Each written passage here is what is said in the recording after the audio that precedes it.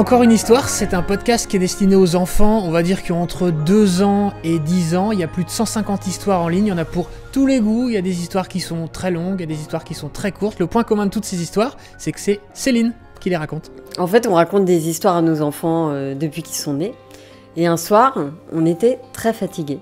Et on s'est dit, en fait, pour avoir un peu la paix, on va s'enregistrer, je vais raconter une histoire et puis on appuiera sur play et comme ça, ça sera pareil. Donc on a fait ça, mais on l'a bien fait, c'est-à-dire qu'on a demandé à une maison d'édition si on pouvait utiliser le texte, à mon beau-frère Alexandre Ferreira, qui est réalisateur radio, qui est un génie du son, qui a mis tout ça en boîte. On l'a fait écouter à nos enfants, à des amis d'amis.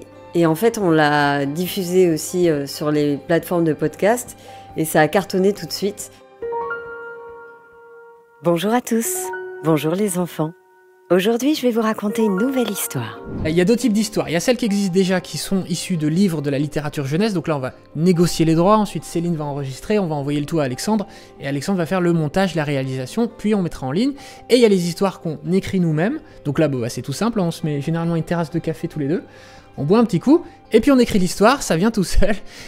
Ou alors on demande à des gens d'écrire des histoires pour nous, voire il y a même des auteurs qui nous proposent maintenant d'écrire des histoires pour nous. Quand on réussit à trouver une histoire qui plaît à tout le monde, voire même qui plaît aux parents, parce que de temps en temps on reçoit des messages de parents qui nous disent « mais moi cette histoire, j'ai adoré l'écouter même sans mon enfant ». Alors là on se dit c'est quand même extraordinaire. Je trouve qu'aussi c'est important que les enfants dès 1 an, dès 2 ans écoutent des podcasts parce qu'en fait c'est une bonne alternative aux écrans. Ils apprennent des mots de vocabulaire. Notre fils, il avait 2 ans quand il a commencé à écouter des histoires, il était très sensible.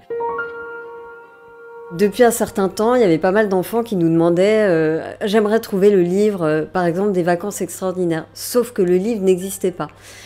Alors on avait été contactés par des maisons d'édition qui nous avaient demandé de changer un peu le contenu, sauf que l'histoire existait déjà en podcast, donc on n'avait pas du tout envie de changer quoi que ce soit.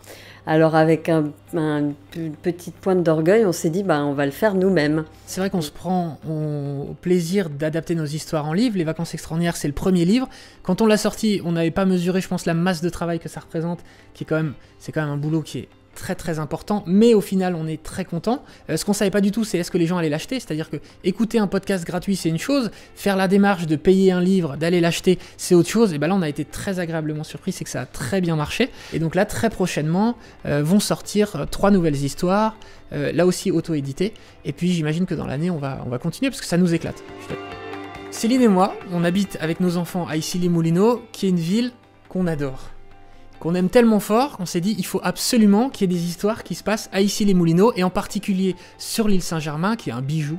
Et là, on est tombé sur une autrice extraordinaire. Clara Snatgerman, qui en fait a décidé d'écrire 2 histoires qui se passent sur l'île. C'est l'histoire d'une sorcière qui habite sur l'île. Et elle a évidemment des pouvoirs magiques. Il y a toute une partie pour décrire les belles maisons, les maisons un peu folles, les maisons colorées, les toutes petites maisons de l'île Saint-Germain. Donc les parents, en écoutant les parents d'Issy-les-Moulineaux, ils vont complètement s'y retrouver, ils vont retrouver cette île Saint-Germain.